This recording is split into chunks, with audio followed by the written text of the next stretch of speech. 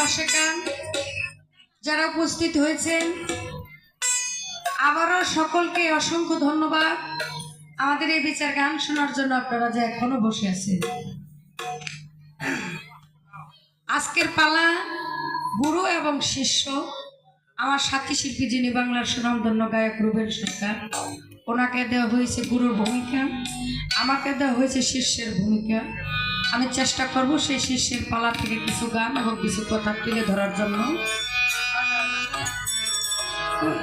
যে পরিবেশে যেভাবে দাঁড়িয়েছি, কথা কম বলে গানই বেশি বলবো, কারণ গুরু শিষ্যের পালা গাইতে গেলে বাজান অপরাধ ক্ষমা করবেন, একটা পরিবেশের কিন্তু দরকার আছে। আপনারা তো বসা আছেন, আমি দাঁড়িয়ে কিন্তু বুঝতেছি যে এই বিষয়টা কি হইতেছে, বুঝলেন না? বিষয়টা হলো একটা শিল্পীর গান গাওয়াটা অনেক কষ্ট হয়ে যায়। তো আমার দয়ালকে আমি বলবো, অনেক মঞ্চে আমি এই কথাটা বলি, অনেক সময় আছে গানে গেলে বাজাইস না গানে গেলে অনেক সময় আছে অনেকেই বলে কি লোকজন নাই আর আমি কি গান গাব, হয় না যে লোকজন নাই না কি গান গাব। তা আমি আবার উল্টা কই যে যারা লোকজন ছাড়া গান গাইবে পারে ওরাই হইলো শিল্পী। খালি জীবন ভরা লোক কি খুঁজলো, শত লোকের ভিড়ে কখনো গান হয় না। গান শোনার মতো প্রেমিক যদি 10 থেকে 15-20 জন যদি থাকে, ওতেই গান হয়ে যায়। আমার দাদা গুরু আব্দুর রশিদ সরকারের দেখতাম, উনি ভক্ত বাড়ি গেলে কোনোদিন ঘরের ভিতরে যাইতো না, তার ঘরের অভ্যাসটা ছিল না, বাইরে বসে থাকতো। একটা পানি বিছিয়ে দিল, উনি 2-4 জন যা বসতো, উনি গান তুইলা ধরতো, উনি গান টান গাইতো, উনি মোটামুটি একটা ভাব বৈঠক হয়ে যেত গান।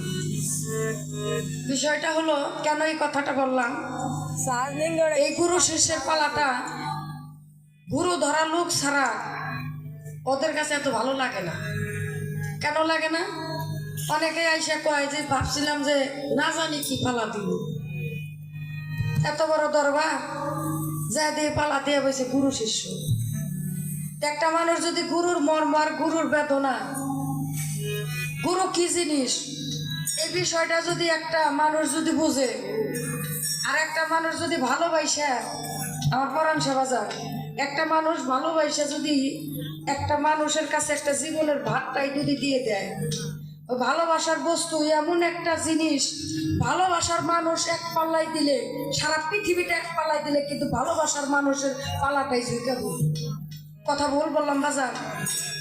আমি যদি আমার দবির চাঁদকে ভালোবেসে থাকি, আমার মজিদ চাঁদকে যদি ভালোবেসে থাকি, আমার আলিমউদ্দিন চাঁদকে যদি ভালোবেসে থাকি, আমার পরাণ চাঁদকে যদি আমি ভালোবেসে